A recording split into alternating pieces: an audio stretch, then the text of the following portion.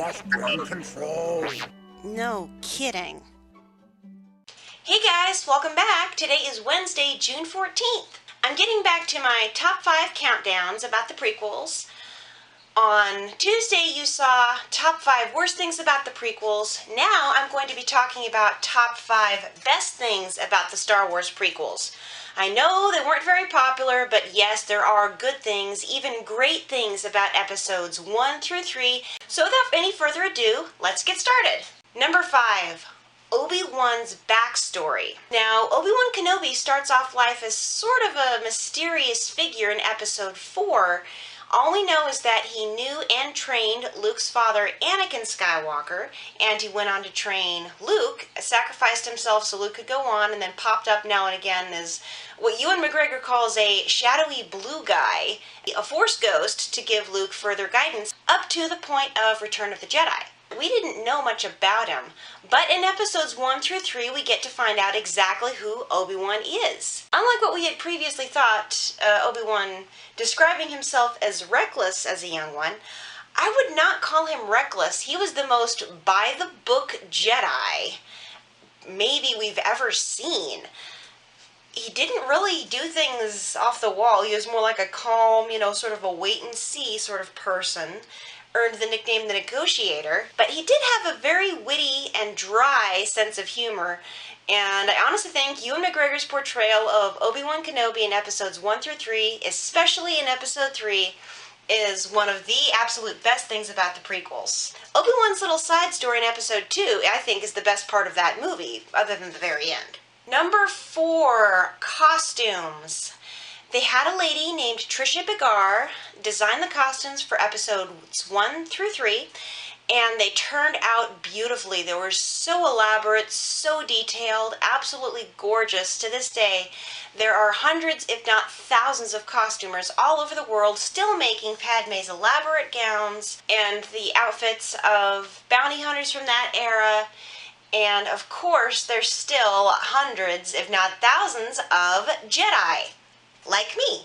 Most likely because Jedi costumes are one of the easiest costumes to sew. It's almost all straight lines. Number 3, fight choreography.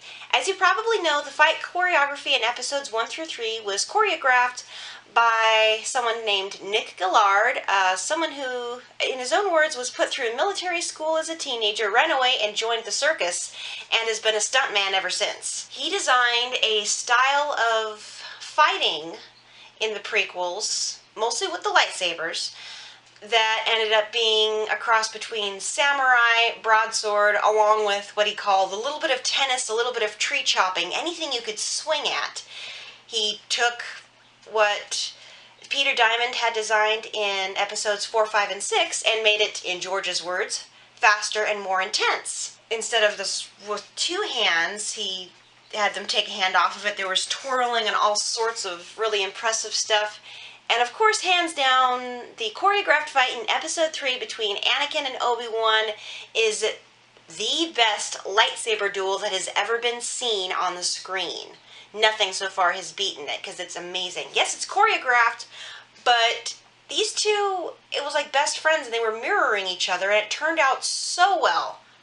Of course, right behind that is the fight in episode 1 with Darth Maul and Obi-Wan, but I'm not doing a best of Star Wars all over again. You already know what my opinions are on that. If you don't, click the link below and you'll find out. Number 2, story.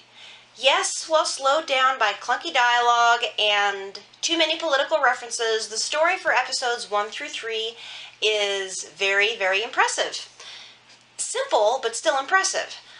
Basically the story of how a good person turns bad and the motivations behind it. It dives really deep into the psyche of how a sweet little boy can turn into one of the galaxy's worst monsters, and how deep inside there is still some good in him, but we don't get to see it until episode 6. Of course, the story of Star Wars, it's now meant to be viewed as one big long movie. It used to be 6, now 7 movies all in a row. And to this day, the story of Star Wars is one of the most impressive, immersive, best space stories out there. It's great. It's got all these fantastic elements, classical elements of the hero's journey and all that stuff. It's just great.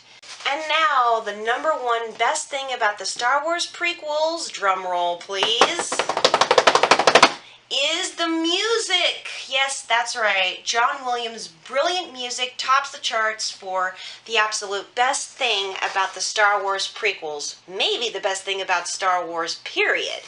Because it's sweeping and symphonic and it's beautiful and conveys emotion. It's just flawless. And there's certain tracks that even now have never gone out of the public consciousness and are still being played over and over and over again today.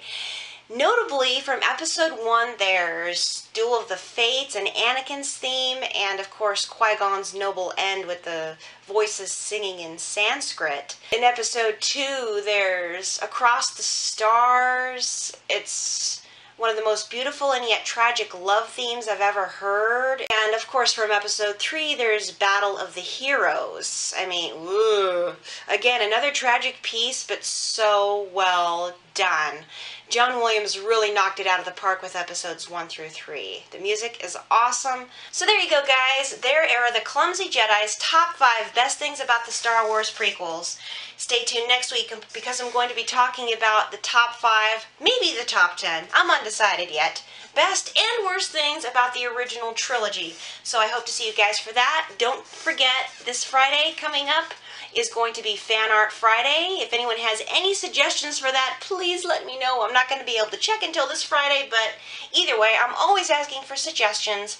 As you can probably tell, my cold is on the way out. I'm not croaking like a frog anymore. Thank heavens! Thank you for finding the Clumsy Jedi. I hope you like what you see. If you want to see more videos like this, go ahead and click the little subscribe button below.